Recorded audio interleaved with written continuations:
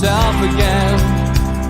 But it's the only way you're ever gonna learn. You look back and it's all in the past. I'm dwelling on that.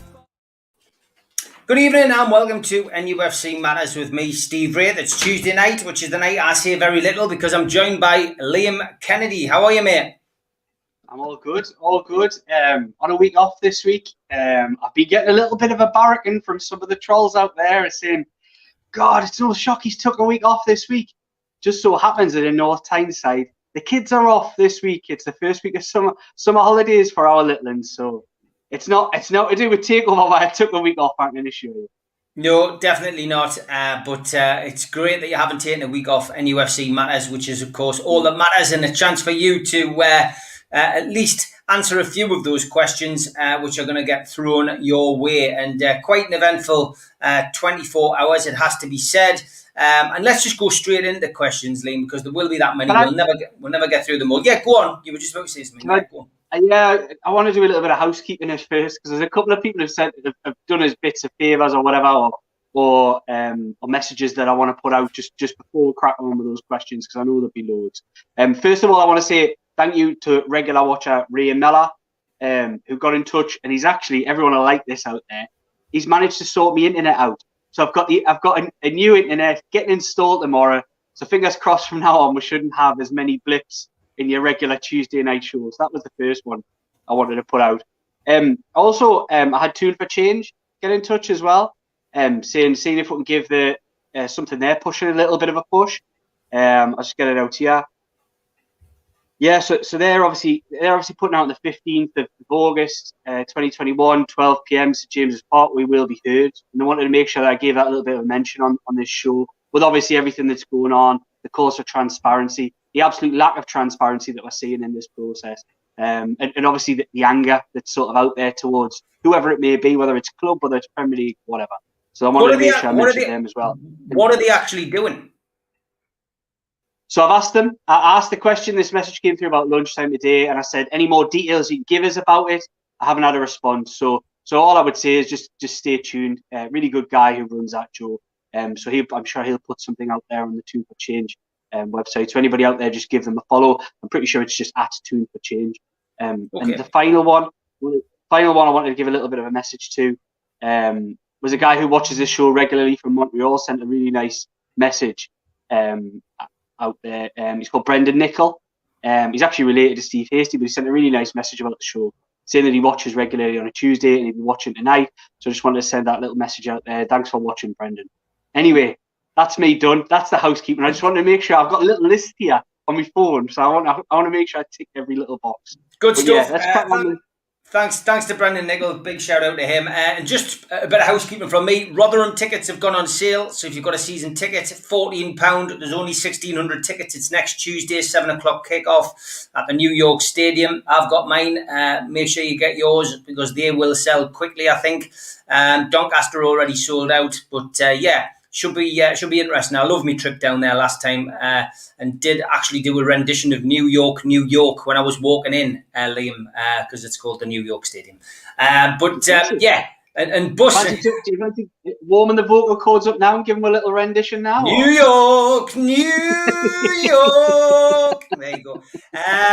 Shambles Travel, of course, are running a bus to Burton. The Doncaster bus is just about sorted, Amanda says. So Friday the 30th of July is our penultimate one away to Burton. Book now 077914 1779. That is 077914 1779. Speak to Amanda. She can sort you a space out on the Burton Albion bus. Okay, let's get to the questions. Stuart Taylor, straight in at the top.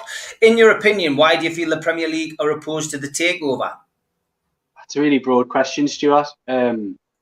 It's a really difficult one to answer. And my logic on this has always been that I'm not 100% the Premier League as an entity themselves or against it in particular. But I do believe there's been some puppeting and some joisting and some jostling from some of the big six clubs. We've seen that alluded to in the past in articles written, in interviews with Amanda Staveley, and I thoroughly believe that is the case. There's there's no doubt. Look, there's no doubt. I've spoken to people, heard things.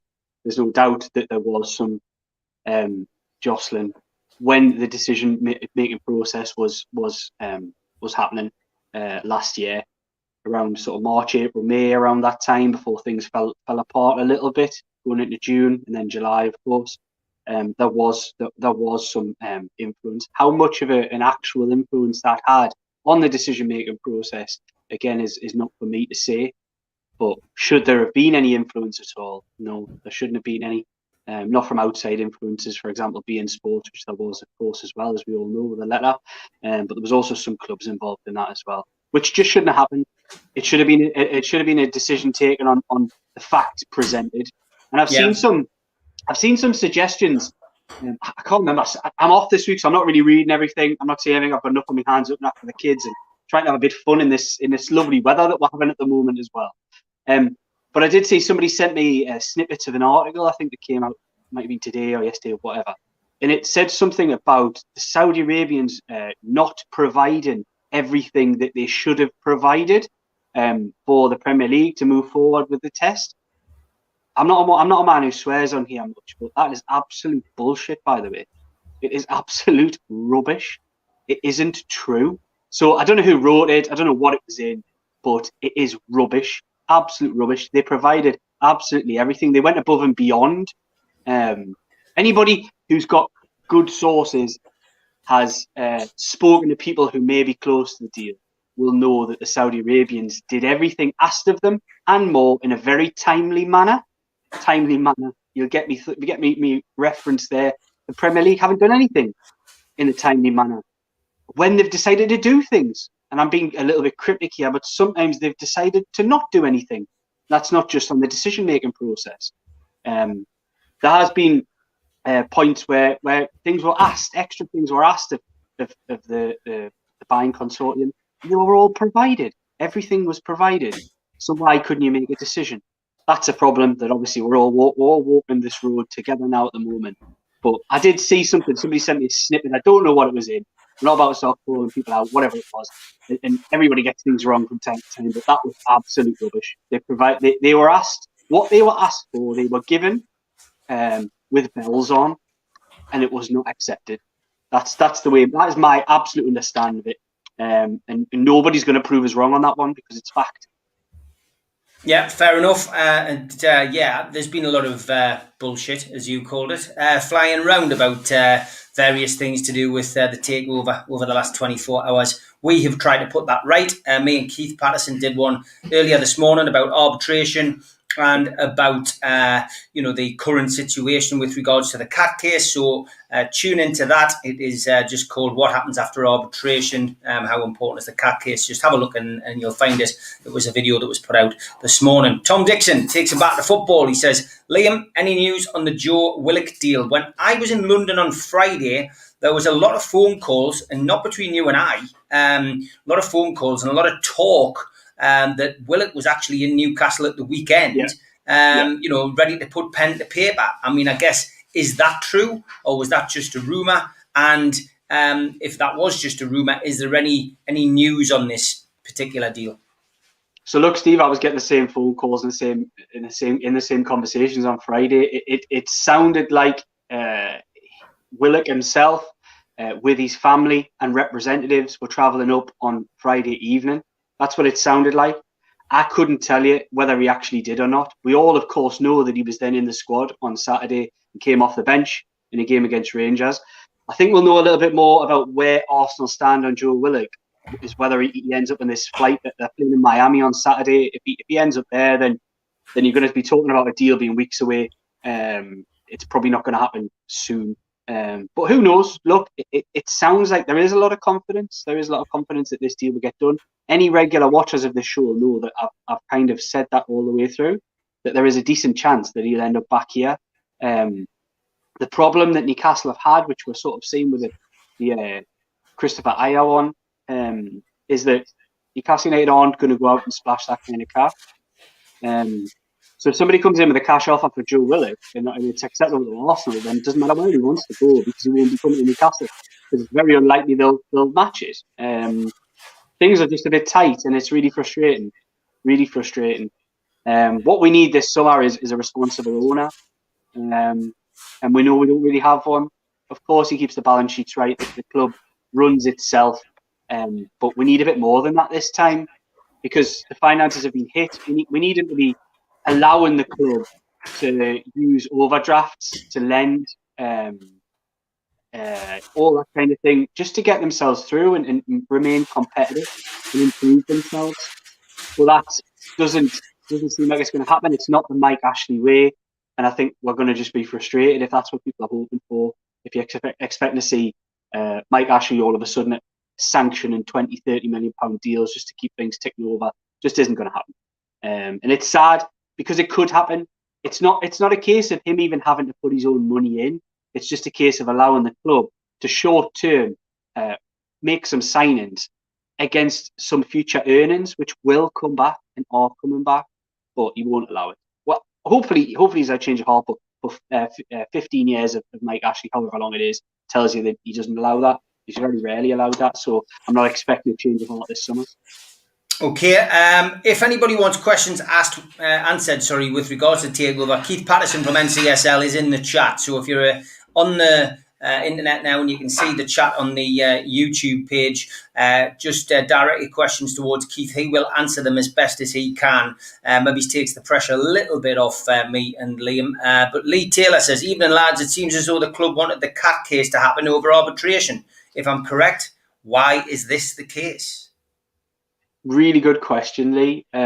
It's taken it. Look. We don't know exactly why this has happened and the reasons and who pushed it in particular. But from conversations I've had and from what I know, I would suggest it's more likely that the club have pushed for this delay. It's more likely the club than the Premier League this time. If Cat runs, we've spoken on this show, and you'll have spoken about it on Friday's shows. Regular watchers of NUFC Matters will know that one of the words that we've constantly talked about is disclosure. Disclosure is what could break this case, and what arbitration doesn't really give you is any kind of disclosure. Obviously, it's within a Premier League framework, and there is it's a shot in the dark. Really, it's a 50-50 shot. That's what the arbitration is. The Cat is seen much more winnable. Of course, there are time frames with that. It's just a shame the club didn't heed the warnings of one Keith Patterson of NCSL, who was telling the football club and the key players at that football club back in October, run Cat. It will give you what you need to win your arbitration. It will give you the kind of evidence that you're acquiring. In legal circles, they call them silver bullets. And that's what they're looking for. And that's what Cat could give them. I'm not going to sit here and say it's definitely going to give them that.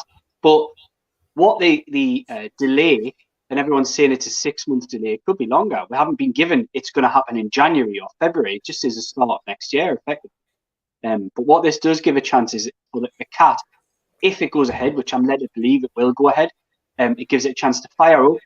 And it gives her a chance to get some dates. And if those dates aren't in the too distant future, if they're maybe only 2 months away, 3 months away, I get this is frustrating. For people. And I'll come on to that in a moment.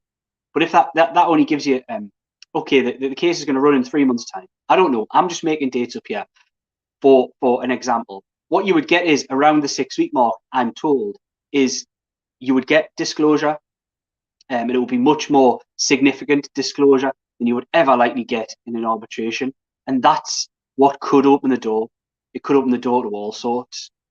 Because I'd love to run a poll and ask everybody watching this show now, do you believe that the Premier League have been up to something in the last 12 months? This isn't even just referencing Newcastle United's takeover. I mean, include ESL. I mean, include Project Big Picture, everything. Have the Premier League probably done something dodgy, underhand, behind closed doors in this process? And I think most people in a poll, if I polled everybody, would say, yeah, I think they probably have. There's your answer. Do the Premier League really want to reveal anything and everything about their dealings? All this dodgy stuff that may well have been going on behind the scenes? But what I'll come on to now is and I feel it, and it's a general frustration with Newcastle United fans. That's not me frustrated with fans. It's referencing the frustration that a lot of fans feel. And I think the problem comes from fake dates and people putting timelines in their own head from things that they want to believe from people who obviously are just putting dates out there. I don't know, a lot of in the knows who might make things up. I've been very, very careful myself not to put dates on it. And that's why maybe this week I feel in a different mindset. That came last night and I didn't have I think a lot of people had the bang, the heartbreak. It's happened again. It's dead. It's been pushed it down. We've got Bruce again. We've got Ashley again. Look, this. You saw Holly's face on the show when the news broke. I mean, she was devastated. Well, I think it's difficult because a lot of people have got this idea in their head, and it felt like it was July. July, we'll get the answers. We'll get somewhere in July. I think 18 months. Like everybody's got to take a step back. 18 months of this should have taught everybody that putting those timeframes in your own head and putting them down as concrete is a really dangerous mental thing to do. You just got to relax with it. It will happen when it happens. If it happens, that's still if it happens. And basically worrying or stamping your feet and chucking the toys at the pram saying, right, it's dead now. That's it. Dead. It's dead. It's not going to happen. Isn't going to make it not happen. And it certainly isn't going to make it happen. Look, at the end of the day, also, calling Steve Wraith a cock doesn't make it happen, by the way. You've been called worse, Steve. I've seen it. Even that was just today.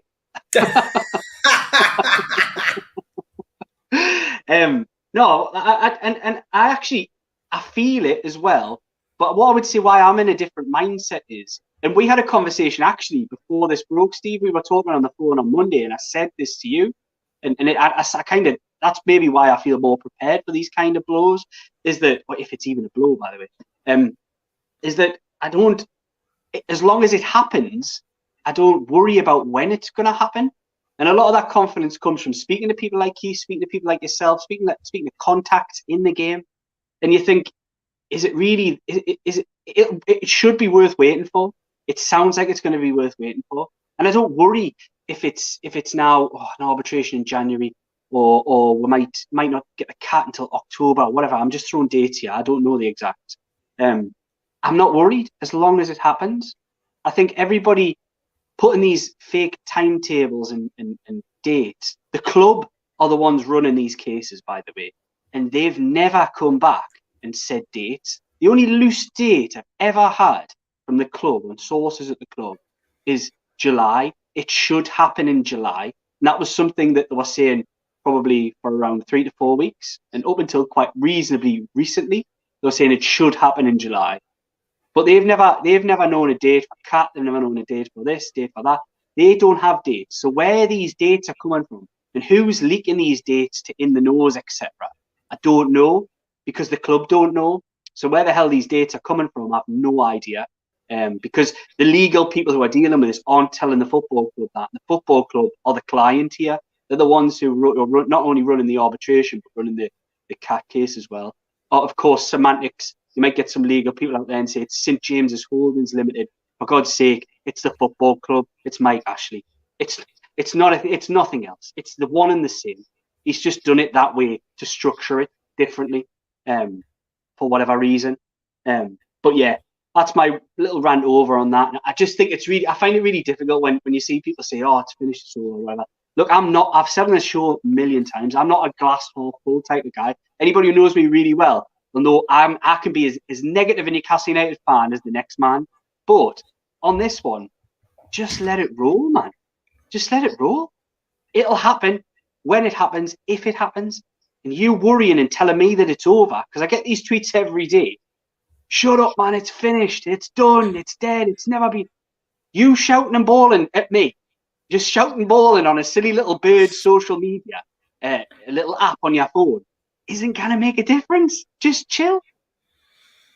Brilliant stuff. Yeah, and straight to the point as always. Next question, James Brown, the master of funk, would like to know, since Newcastle can't compete with Brentford to sign Aya from Celtic, is there any hope for Newcastle in this transfer window? I see Brentford are doing the business in the transfer window. Maybe Titus Bramble is available on a free, says John Ditchy. So lots of worrying things, I guess, with regards to the takeover. But more worrying is, the lack of incomings, because, at the moment, we don't know what budget Steve Bruce has got, if indeed he has a budget at all, and what players he's actually looking at. So again, regular watchers, and I do say this a lot, but regular watchers know I've been saying that since the start of January, saying, look, there isn't a massive budget there, and they're going to have to box clever, I think it could take. It took a crisis last summer for the purse strings to be loosened. It wouldn't surprise us if it took a crisis this summer or something like that. Look, if this goalkeeping crisis gets any worse or continues or whatever, somebody doesn't recover quite as quickly as you'd hoped, or Dubravka's injury is worse or whatever, they might make the move in the market. But if everyone remembers back to last summer, and come on in the comments and correct us if I'm wrong, but last summer Newcastle didn't move until they got that absolute battering off Borough in the behind closed doors game, where they were meant to play them twice in a couple of days, and they cancelled the second one because they got embarrassed that much against them. And Dwight Gale got an injury as well, so they moved and they signed a striker in Callum Wilson. They signed Jamal Lewis, and they eventually got the Ryan Fraser deal over the line, which had rolled on for so long. It took a crisis for them to act, and it feels a little bit like that now. But look, they are looking at players. I see a lot of people, and I'm glad Steve Bruce addressed that on Sunday, because there's been a lot of social media crap with people saying Mike Ashley's put a block on this. They can't move. They can't do that. No, they're just running the club the same as it was. If the money's in the bank, the manager gets to spend it. Isn't always directly on transfer fees, might be on other things. But the money isn't in the bank. There isn't a lot of money in the bank because the revenues have been not stretched. The revenues have shrunk massively. They've just been squeezed. So there isn't a massive amount of money in the bank. And that's when Newcastle find themselves having to box clever, hoping to get Joe Willock as their number one target, looking for a centre half. Another thing, look, I'm not really on Twitter this week. I see a lot of people talking about the Florian Lejeune deal, all that kind of thing. I liked Florian Lejeune, don't get us wrong. But if you look at Newcastle United's back three as a pack, right, it is slow. They're all good defenders, but God, they are the slowest pack of defenders the Premier League's probably ever seen. There's not one of them with pace in that whole pack of centre-halves, and you need a little bit of pace. So Newcastle can get rid of Lejeune, who's probably the slowest of the lot, by the way, and bring in somebody with a little bit of speed to complement the other ones who are good defenders. They have to do that.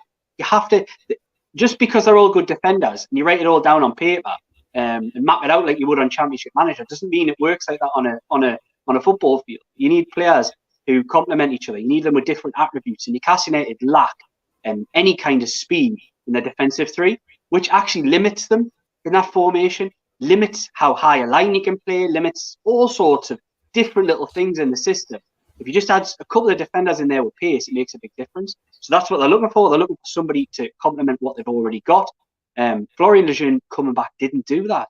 He wasn't going to bring anything new or different to the back line or what they required.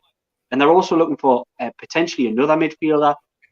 And the one that maybe concerns me a little bit is the backup striker. I did want to see a backup striker come in this summer. I think I've talked a lot about that being a real priority for me, because I think when you take Callum Wilson out of Newcastle United's team, they go from a team who should comfortably finish lower mid-table to somebody who's going to fight relegation. And we'll have to hope that that doesn't happen again. Because Callum Wilson's the type of player, it looks like, judging by his first season, picks up the odd one. Never biggies, but picks up the odd one. And Newcastle haven't got anybody. Dwight Gale proved last season, despite his murmurings behind the scenes and he's upset at not getting games, when he got the chance, he was poor. He was poor. He didn't look fit to lace Callum Wilson's boots. And that's sad, because I think there is something there with Dwight Gale, but I'm just not sure that he's able to produce it, and certainly didn't last season. And I think that for me is a little bit of a concern that isn't a priority. But the budget's tight. We're going to have to look around and maybe wheel and deal and do things that they didn't expect they'd have to do. So yeah, we'll see. I think they are looking at players, they are scouting, and I'm glad Steve Bruce put to bed this social media rumour that's been doing the rounds that Mike Ashley's put the block on it. I think it's even been written in some stories, to be honest. But yeah, I just don't get it. There's been also another thing I want to address as well, which, like I say, people are sending me snippets of stories and bits of content. I don't even know where they've come from sometimes. But another one that I've seen that's doing the rounds is that Amanda Staveley, who went on TalkSport. I seen you were on TalkSport today, Steve, got both barrels out with Simon, our old mate Simon Jordan. I thought I would go on the offensive, because normally I'm quite cool, calm and collected and like to hit him with a bit of logic. But today I thought, you know what? I'm going to do a little bit of research on you and I'm going to go for your jugular. And I thought if it had been a boxing match, I think we'd have to go for another rematch. But I'd say it was a score draw with both of us showing a bit of respect towards the end. But it was a good scrap. I enjoyed it. No way, Steve. You knocked him out of the park, man. You Thanks, did. mate. Well, I'm being modest. I needed you to say that. I can't say that.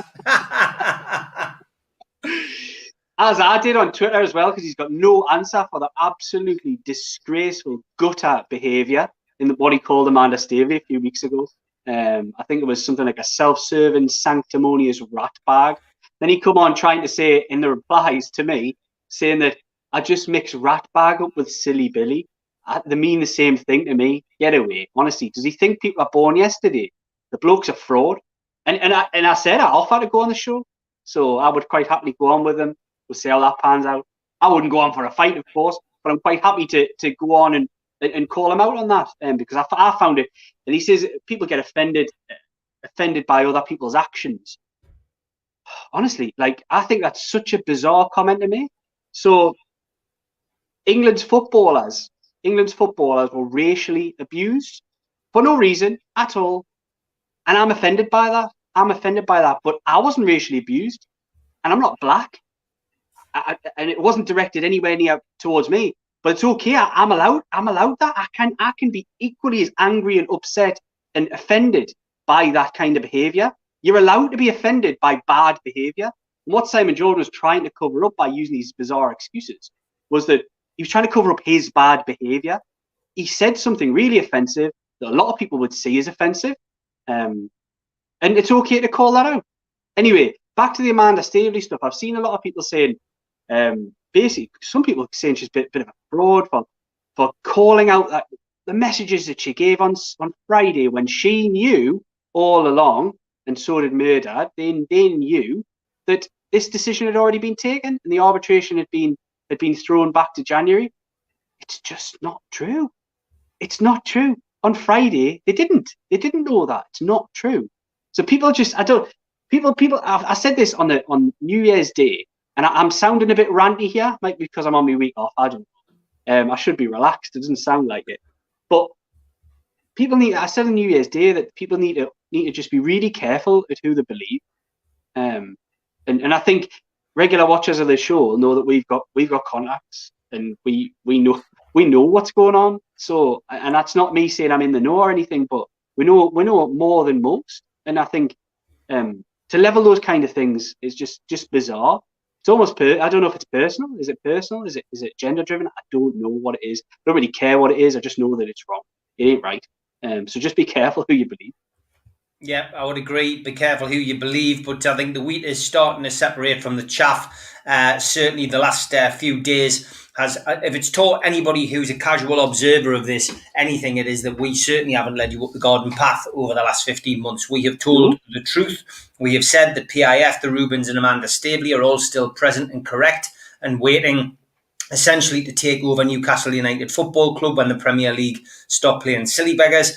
And we also said that Rafa Benitez was Amanda Staveley's choice, and that Amanda Staveley wanted Rafa to come in as the manager once the takeover was complete. Rafa confirmed that at the weekend at his press conference, that he was watching Newcastle's developments from afar in China, and had the takeover gone through, then he would have been coming back to Newcastle United. So NUFC matters, for all its critics, for all the people who have a pop at me, Liam, Keith, Steve and Neil in particular. We do tell the truth, and we can't give everything carte blanche all the time. We don't sign NDAs, etc. We're just in the know to a certain extent about certain situations that develop from time to time, and we try to give the fans as much information as we possibly can. It's as simple as that. And, if that gets up the nose of other podcasters, that gets up the nose of other organisations, tough. That's all I can say. And we'll be here continuing to do this, certainly until this takeover goes through in this way, and then hopefully we could all just get on famously all be friends, and all skip off into the sunset. We'll be riding off on gold-plated zebras, and everybody else can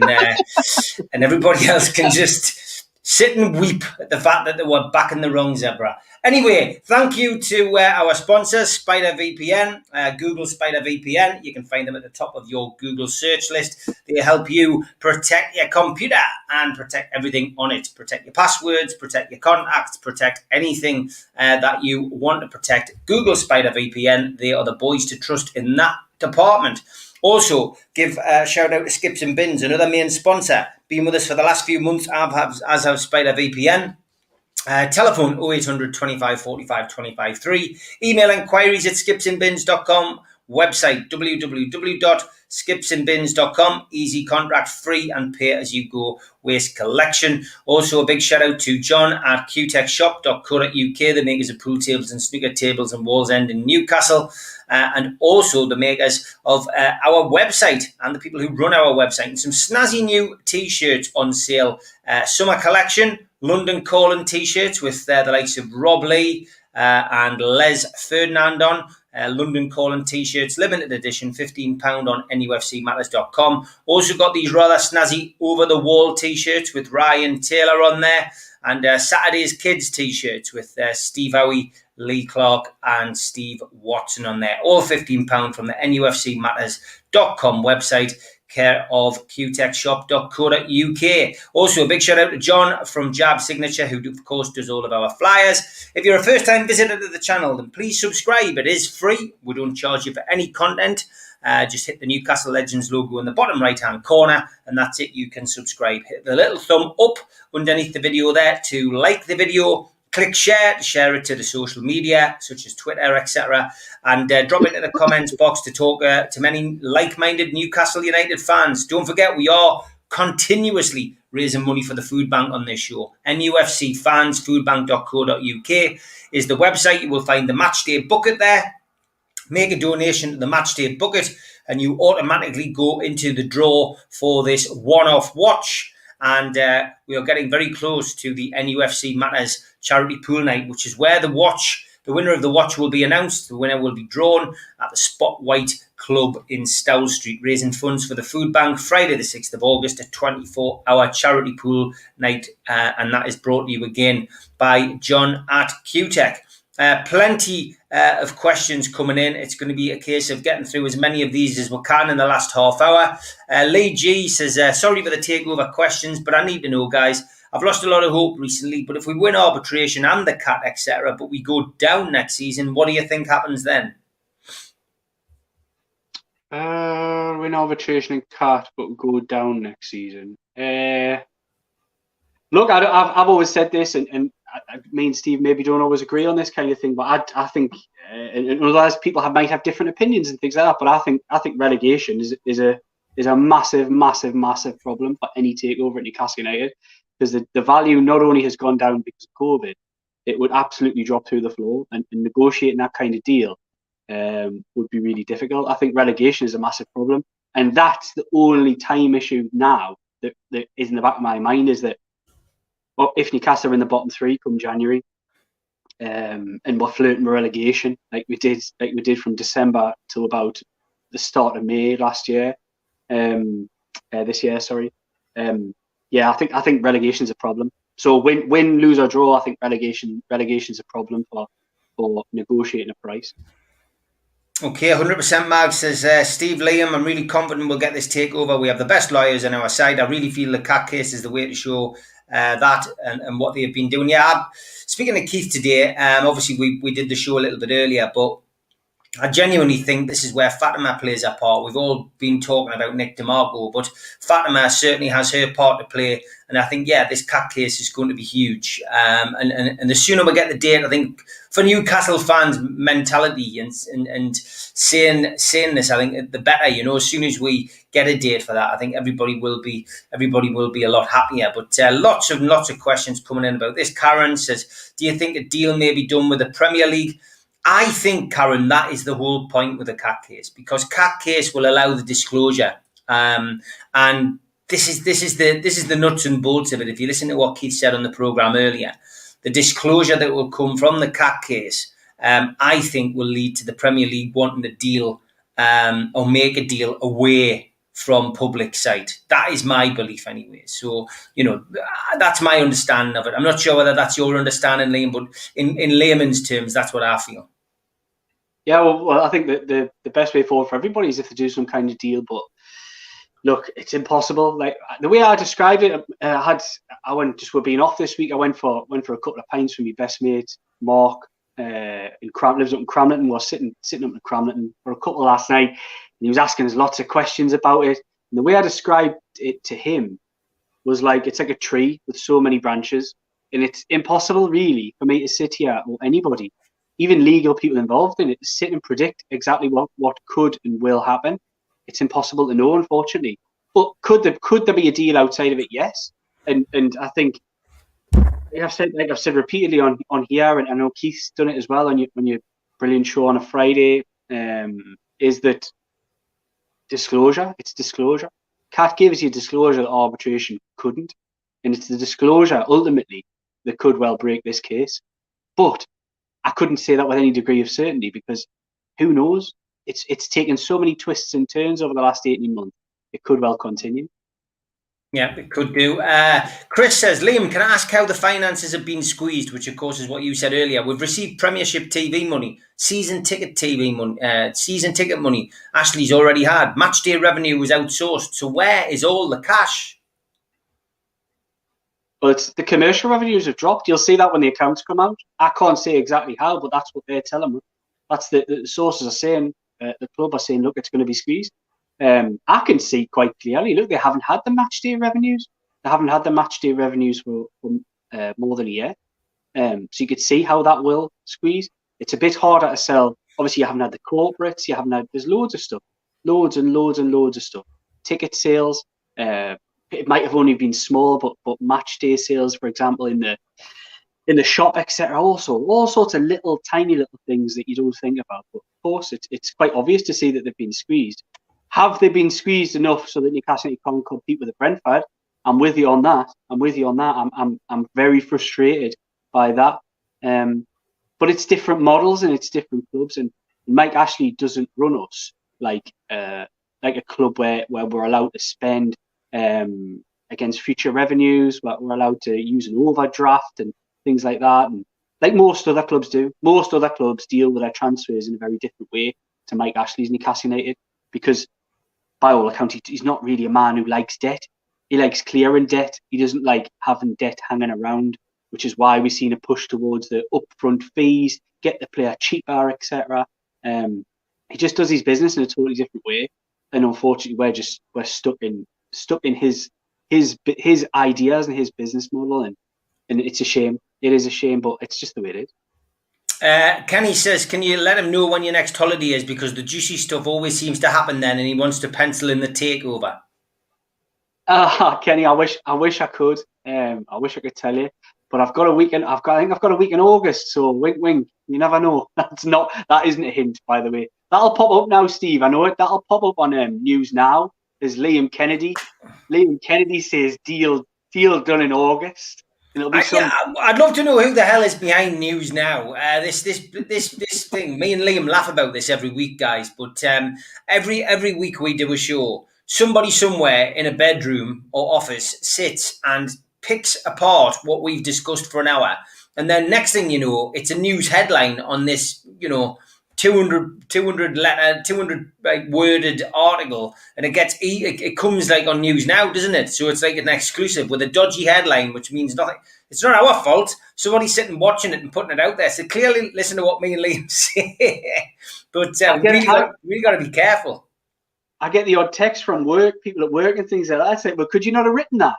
Because it'll be top of News Now. It'll be flying. And they'll be like, what do you say it on there for? Because you've not written that. So I was like, well, I don't know. It was just a throwaway comment. That's the life we live. It is. Will the takeover be done by the end of April next year? Says Toon. I had a £50 bet with a mate in April this year that the takeover would happen within a year. So just a bit of information. Sorry, I'm not walking that road. Dates to me are irrelevant. I think it'll happen when it happens, if it happens, as I've said before. Ashington62 says, not takeover related. Hooray! Liam, how does it feel professionally to have to go about your work when one of your principal subjects, Newcastle United, refuse to communicate with anyone? It's frustrating. It's really frustrating. There are people within the club who are equally as frustrated as you or I, that they can't communicate more. But I still think they could make more of an effort, even within the strict constraints that they've got. I think people could do more. I think the football club has to operate more transparent, with a bit more transparency, because we don't have that in Newcastle United.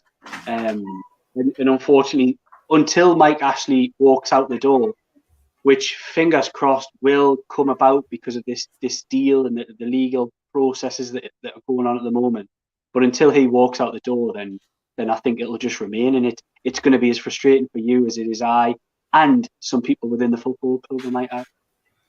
Manchester City have lost their appeal to keep details of the status of the Premier League's investigation into the Der Spiegel hack emails confidential. Will selective EPL transparency help our case, asks Floriat.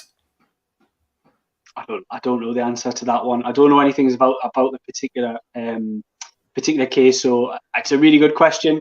But I don't want to start commenting on something that I don't really know a lot about. Okay. Lots of comments. A mercenary would have been to stay in China getting paid 12 million a year, but he left a £1 million every 4-week contract to come back to European football. Would Bruce ever leave a contract that big? That's just a discussion that's going on in the chat. Ken Clements says, hi Steve, listen to the TalkSport interview. Are there any concerns about what Simon Jordan went on about piracy? Ken, no, because nobody knows the full ins and outs of what the dispute is between the Premier League and the football club. And that is just somebody, again, putting something out into the public domain. It's assumed that piracy has some kind of issue, with this. I mean, it wouldn't take a rocket science to say that is potentially got something to do with it. But it's not been confirmed yet. And that will all come out within disclosure. That is if, of course, it goes to that level. It might not even go to that level. My firm belief now is that the CAT case runs, and that there is that much stuff that comes out in the CAT case, because my understanding of a CAT case is that, and again, this is after speaking to Keith, is that, you both agree on a certain amount of stuff which can be disclosed to either party. Now, when you look at the disclosure, they can pick out key words, which can then be put together, and both sides get a chance to look at some, not all, but some of the evidence that is going to be available. And I personally feel that when you get to that stage, the Premier League are gonna have kittens, because there's a lot of stuff I believe that the buyer's side, the seller's side, will have, and I just think it's all the chickens are going to come home to roost. I think that this has been a masterstroke by the legal people, in the sense that the Premier League were hoping that arbitration would go first. The fact that the CAT case is going to go first, that is why I genuinely believe that, there is a lot more hope. I think it would have been the flip of a coin if it had gone to arbitration. I think with a CAT case, I think there's a major chance of this going through. But, look, that is an opinion. I know I'm not trained at the bar. I'm not a solicitor. I'm not a legal. I know absolutely nothing about CAT cases apart from what people have actually told me. And it's not the only thing you don't do, Steve. Well, yeah, but believe you me, and you know this, one person who does know everything about CAT cases is Keith Patterson. So you have to listen to him. He's been in that position. He is somebody who knows all about it. Tell me the next person, in the fan base who's reporting on this on a regular basis, who was being slap bang in the middle of a CAT case. Apart from him, I think we've got the right person on this channel to give us that information. It's not only that though, Steve. It's the fact that if he doesn't know the answers to something, he can quickly turn to people at the very top of that speciality in law. He can turn to them at the end on the phone, or he can speak to people who are actually dealing with the process. It's one of those things that I said it before, and I stand by it. That you've just got to be careful who you listen to. Don't buy into all this ooh, I'm too cool. All the hangers on there is that sort of scapegoat Steve Wraith, scapegoat whoever it may be, Keith Patterson. and they think it's cool to just knock people like that. When ultimately they're fans like you and me, and they're fans who know what they're talking about. They know what they're talking about. They've got contacts. Just maybe sometimes think, oh, maybe he does know something. And don't. It's ridiculous that people lump. Look, I've even had it in the last few weeks where people are like, "Who do you think you are? You're in the know." It's my bloody job to be in the know.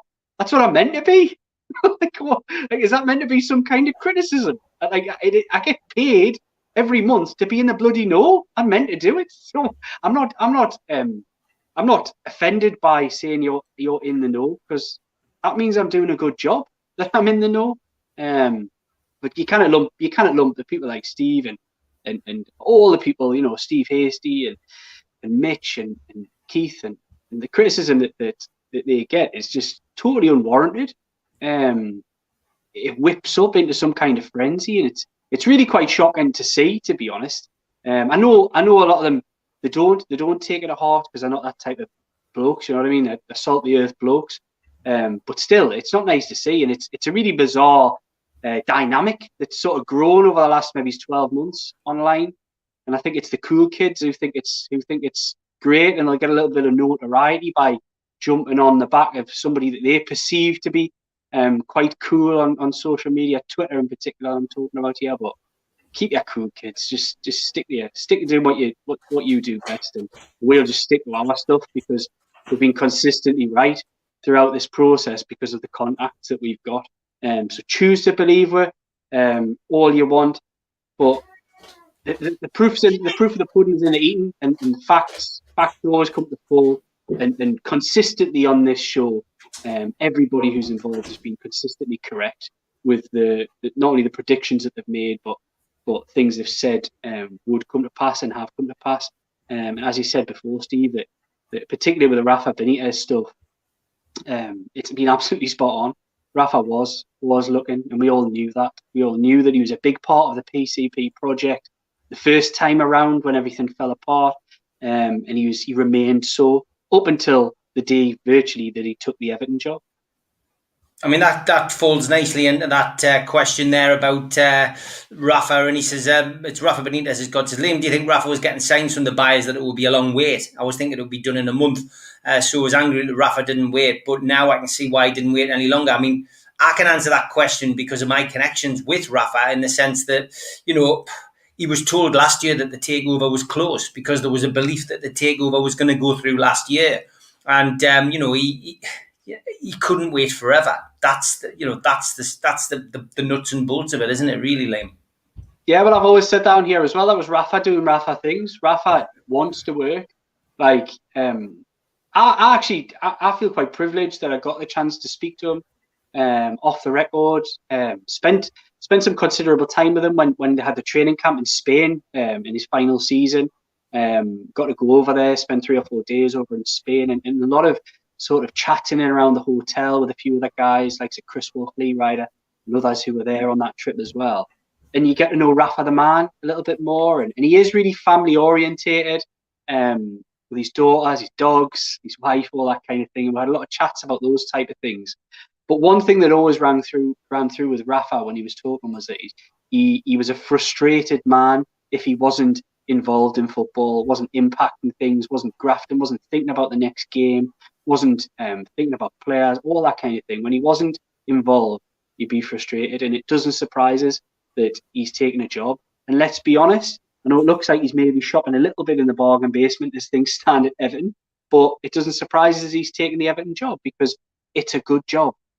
It's a really good Premier League job, and it's a level above Newcastle United as things stand at the moment. I think he wanted to come back, and I think he wanted to take up the project that he wasn't allowed. He had 2 hands tied behind his back in Newcastle United by Mike Ashley, and he wanted to come and restart that project and take it where he hoped to have taken it the first time round when he came in and agreed to stay.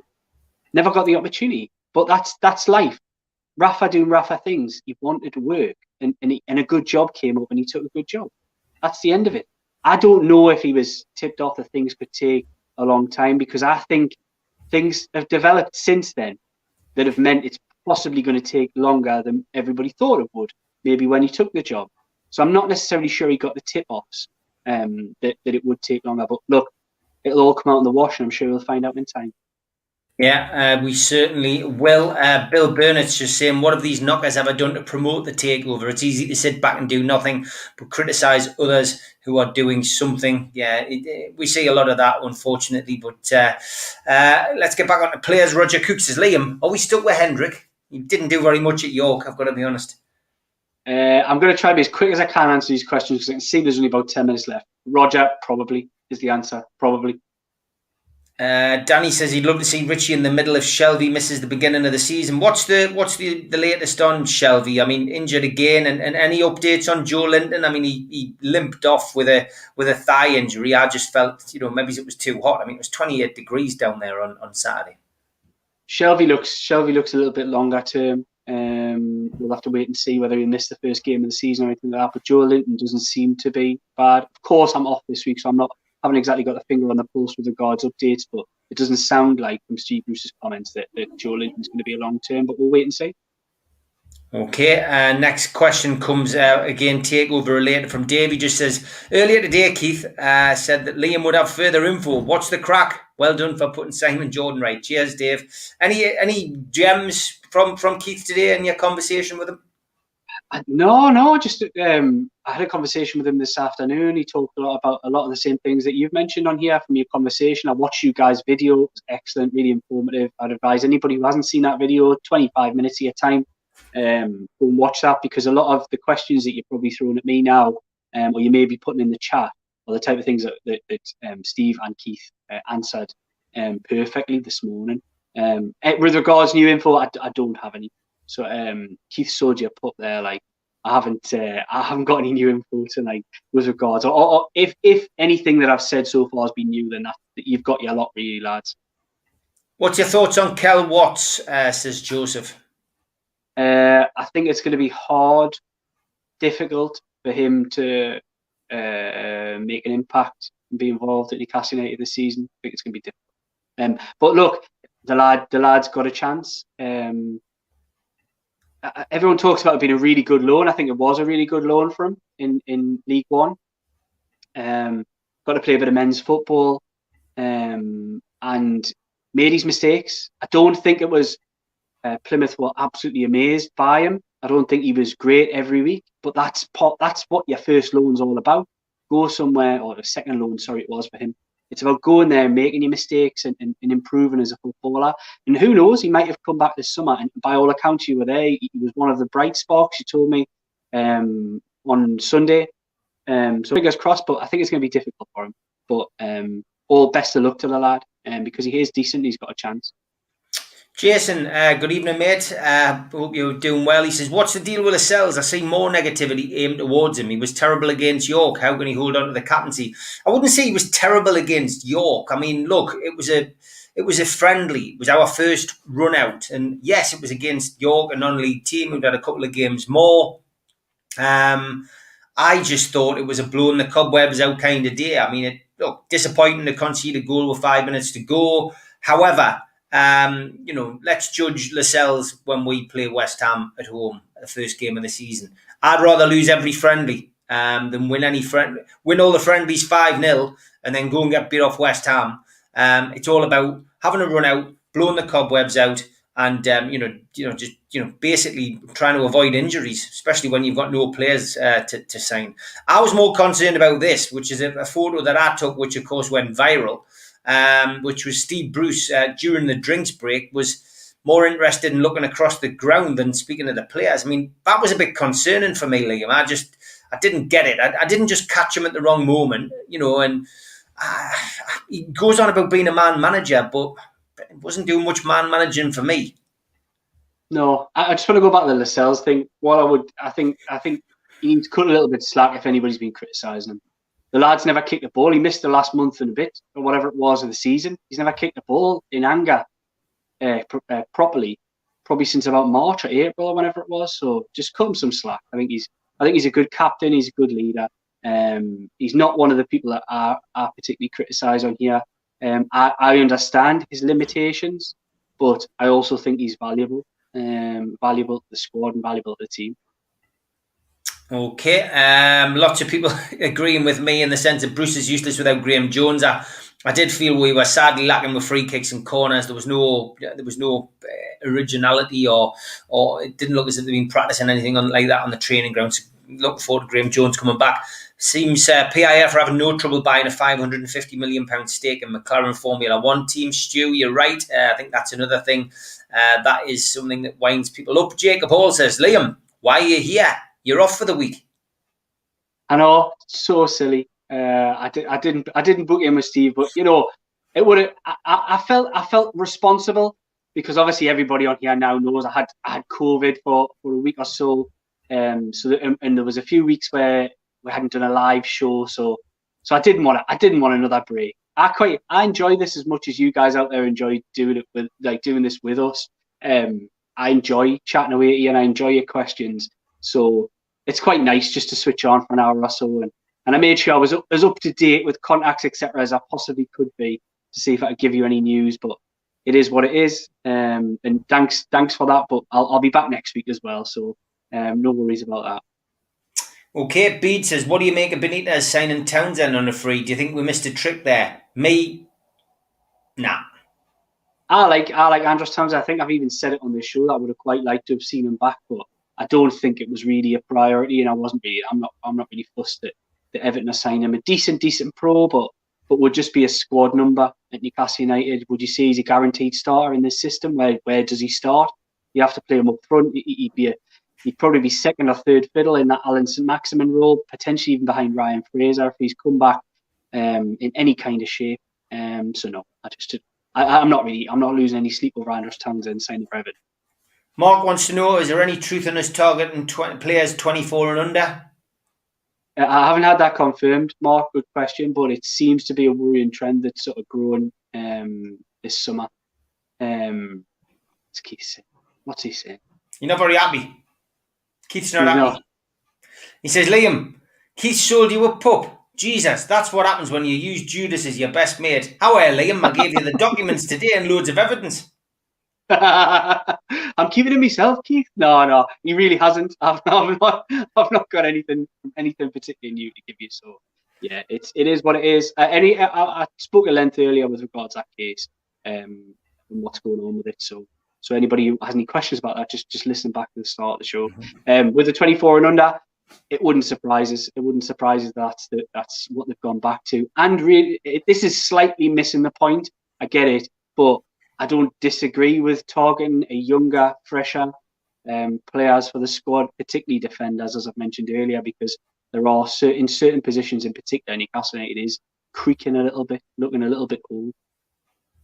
Okay, just got home, lads. Any news on Willock? We did start the show with Willock, Barry, but there isn't any news at the moment. It did seem a little promising at the weekend, but no news as yet. Is Conor Gallagher still a goer, Liam, says Life Goals? It's one they're interested in, yeah. It's one they've been interested in for a couple of years now. They've monitored. So yeah, I think it is potentially, but a lot depends on what Chelsea want to do with the player, and this is the problem when you haven't got a lot of money. The loans will probably happen late in this window. Fingers crossed the Joe Willock one isn't a late one, but most of the loans will probably happen later on when clubs work out what they're doing with their squads.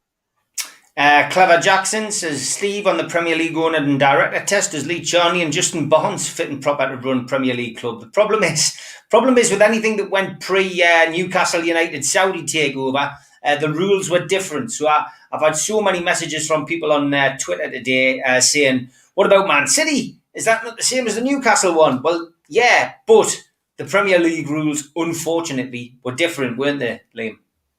Yeah, the rules have been adjusted and changed and all that kind of thing. So yeah, unfortunately, the rules that applied for other deals and other takeovers don't quite apply to the Newcastle United one, as fair or unfair as that may seem.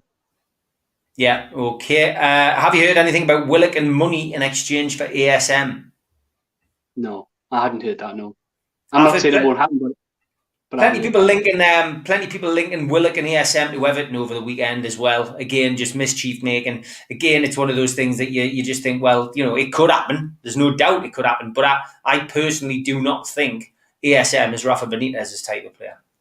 No, I would agree with you. It doesn't fit the disciplined type of player that Rafa Benitez, a disciplined, smart kind of player that he'll sign. I just don't. It could happen. It wouldn't be an absolute shock if he signed that type of player, because he's a really good player. But it just doesn't seem.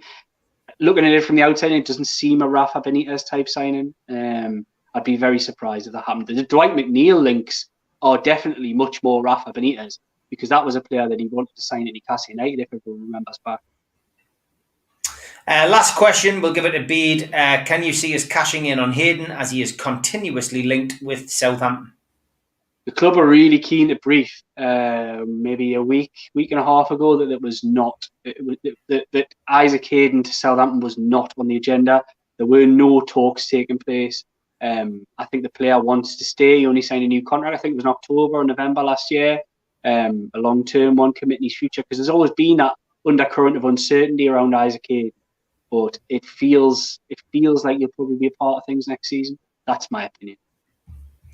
Okay, as always, that hour has flown over, and from our perspective, I hope it served you well, and you've got as much out of that as possible. As Liam mentioned earlier, please do click on the podcast that we did a little bit earlier. It's only about 15, 16 minutes long. Me and Keith Patterson explaining exactly what arbitration in 2022 means, but how important that CAC case is. Please give it a watch. It's only 16 minutes of your time, and you will get an opportunity to at least give yourself a little bit of clarity with regards to what lies ahead over the next few weeks. Liam, last chance to give yourself a plug, mate.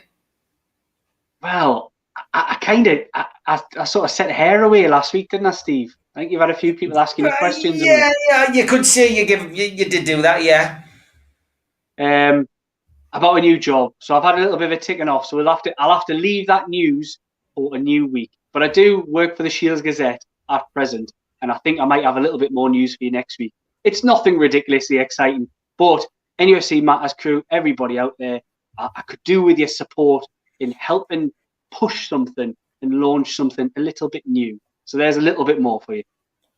Fantastic. I'm back tomorrow night, 6 o'clock till 7 with the Retro guys, and we are looking at games between Newcastle United and Barnsley. So I'll be joined by the usual crew of Steve Hasty, Neil Mitchell, Steve Wilkinson, Stu Penman, and of course George Mitchell, as we look back at games gone by between Newcastle and Barnsley. Also look at celebrity Barnsley fans and players that played for both teams. I've also stuck a link into the TalkSport website into the chat. You can click on that. They've actually transcribed my interview with Simon Jordan now, which shows that it's had the desired effect that I hoped it would.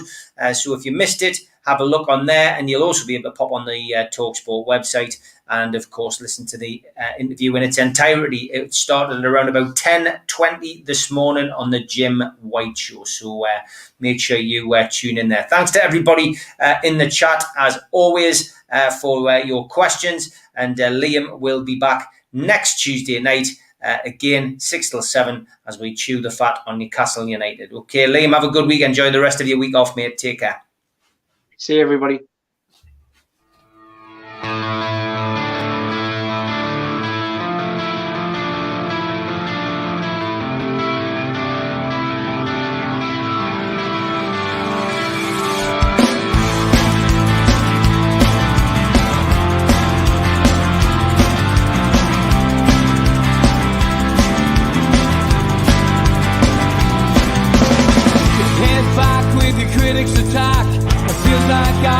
Talking to myself again, but it's the only way you're ever gonna